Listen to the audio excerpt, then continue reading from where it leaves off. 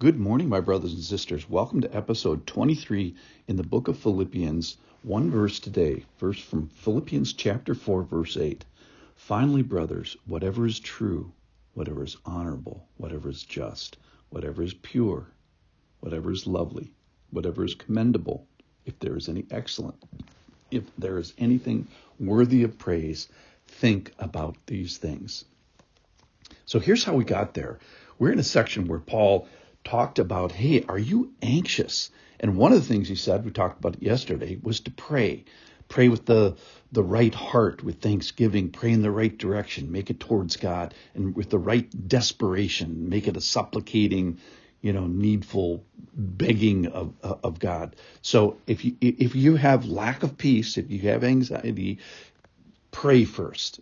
The second thing is how to think. And today's verse talks about 8 characteristics of things that we should be filling our heads with, filling our minds with.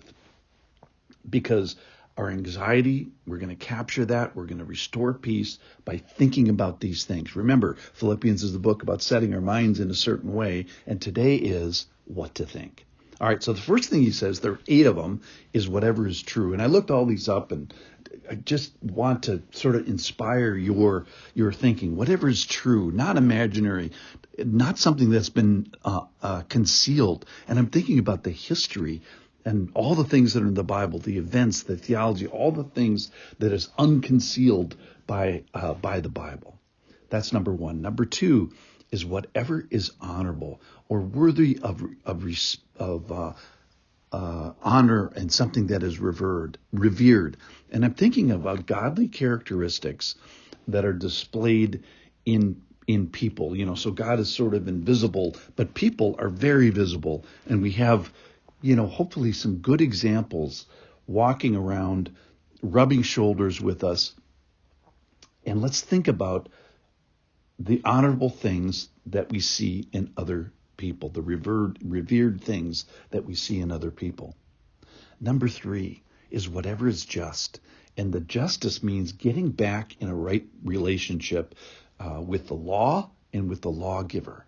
And I'm thinking about forgiveness today. And let's honor the concept and the reality of the giving and receiving of forgiveness.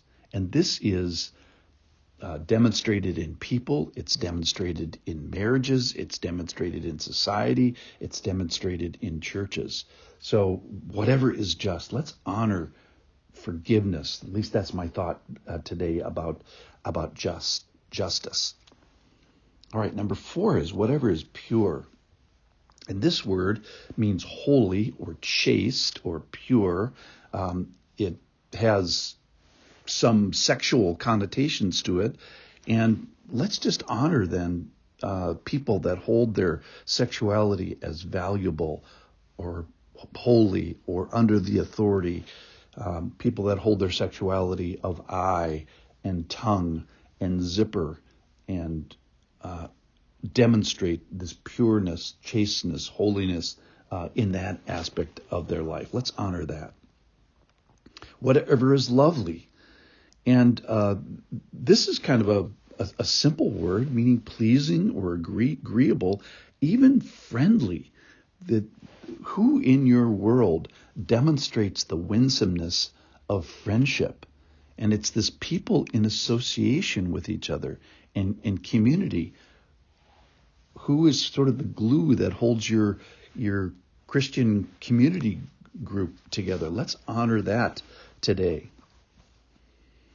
Number 6, whatever is commendable, worthy of praise. So if you come to my breakfast table, every day a newspaper comes, and there's this whole section. It's called the sports section. It has a big title on it, and it's just funny that this human activity has a whole section of the paper. And I kind of understand it. It's very quantifiable that this team had something that was more commendable in a game in 60 minutes of effort than this other team. But I was just wondering if we changed what is commendable. It's like, hey, this guy decided not to cheat on his taxes, and they write a whole article about this. Or this person faced a temptation and resisted the temptation to the very end. Maybe an article about that. Or this person who wrestled with generosity and money and became a cheerful giver. Let's write an article about that. Or hey, this person had an anger problem and dealt with that. Or maybe this person bore with provocation and was patient with someone. Or this other person won the championship of service. Those are the things that I think that, when God reads his commendable sports page, if you will, those are the things he sees, not who had the higher score after 60 minutes of basketball. So whatever is commendable, that's number 6. If there's any excellence, so excellence of character, of civic virtue or action, our society has become more aware of bravery and heroes, and thank you for your service to the first responders and the people that have manned up and womaned up in hard ways. So those are the kind of things that are referred to with if there's any excellence. And then if there's anything worthy of praise, anything worth of verbal approval, verbal recognition, commendation, and even like what would be worthy about writing a song about. There's this passage in 2 Corinthians chapter 18 that says that this person was famous among all the churches for being known for something. They don't tell you what his name is, but they say, I'm sending this guy with you who is famous among, and I'm just wondering, what are we famous for? What would be worthy of praise that we do?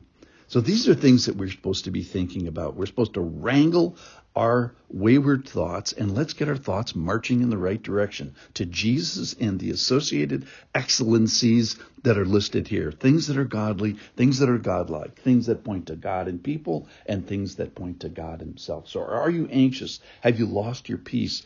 First thing, yesterday, pray. Today, think, and think about whatever is true, honorable, lovely, pure, commendable, excellent, anything worthy of praise. Think about these things. Let's fill our heads with this and chase anxiety away. Thanks for listening.